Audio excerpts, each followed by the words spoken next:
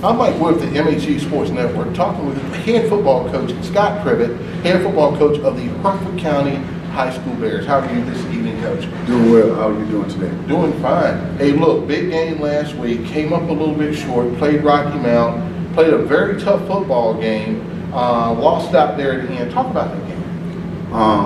Unfortunately, we lost one of our key offensive linemen in the first series of the first quarter. We lost our center first series and came out and we was up 19-13 at halftime and came back, and the center that we put in had a couple bad snaps, and the second one in that drive, he snapped it over the quarterback's head and they scooped it up and ran a touchdown from there. And they sort of like took the momentum from there, and we just couldn't generate enough offense in the second half to get back in the football game and end up losing 26-19. Well, how do you go about with something like that, with a game that the kids have in their grasp, you know, and it slips away? How do you prepare them for the next game? How does it affect their psyche?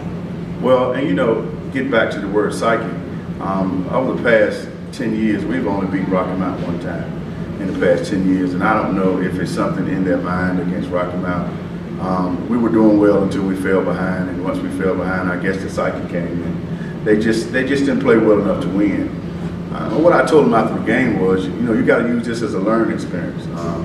This time of the year you can afford a loss like that, because on Saturday mornings you can get up with the attitude that you got a chance to play again the next Friday. When it gets later on in the season in November and it's cold outside and you lose a tough game like that in the playoffs, you can't play anymore. So you need to just take this as a learning experience. And I told them today, matter of fact, yesterday at practice, I told them the best thing to get over a loss is to get back on the football field. That's what we're planning to do tonight. Got Nash Central coming in 0-3. You're 2-1. After a very tough game with Rocky Mount, this could be considered what most people call a trap game, because they're playing better. They're 0-3 record. They're coming in hungry. Your guys still got Rocky Mount in the back of their mind. Tell us about tonight's game and how you prepared these guys for this. Well, Nash Central is a team that their reflection of their record is nothing to dictate what type of football team they really are. They play some quality competition. They played Tarboro, they played Kinston, and then they turn around and played, I forgot what their opponent was last week, but they are a very, very quality football team. This time of year, you can't take anybody like records.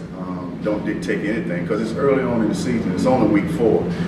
I've seen teams go 0-4 and make a run in the playoffs, third or fourth round of the playoffs. So, my thing to them is, we got to take it one step at a time. You don't take anybody like you play every play like it's your last.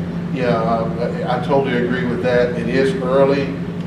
This is not indicative of the conference coming up. That's true. Because, these games to win early are nice. That's right. But the conference is what gets you into the playoffs. Well, talk about, some of your players, some of the ones who are standouts right now, who are really the leaders of the football team, who you think can take it to the next level. We're fortunate to have already a commit. We have a D1 recruit, our defensive end, O'Shane Eximides. He's committed to Old Dominion University, so he's committed already. Our quarterback's a single leader, Ryan Weaver. He's a starter from that last year.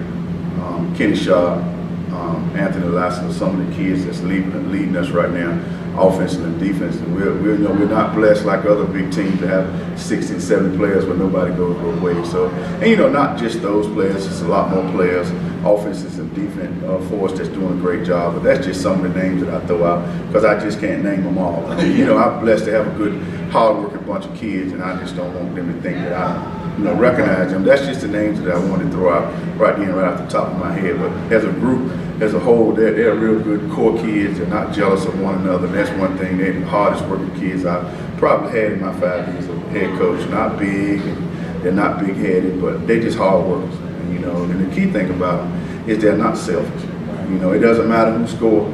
The matter is that we score. Yeah, that's it. That's what matters. What indicates when we win. That's exactly right. I don't care if you throw for 4,000 yards. If you don't win, guess what? You just got tired on. That's it. That's all you got. Well, Coach, good luck tonight. Thanks a lot. Good luck for the rest of the season. Okay, it's always a pleasure. All right. All right.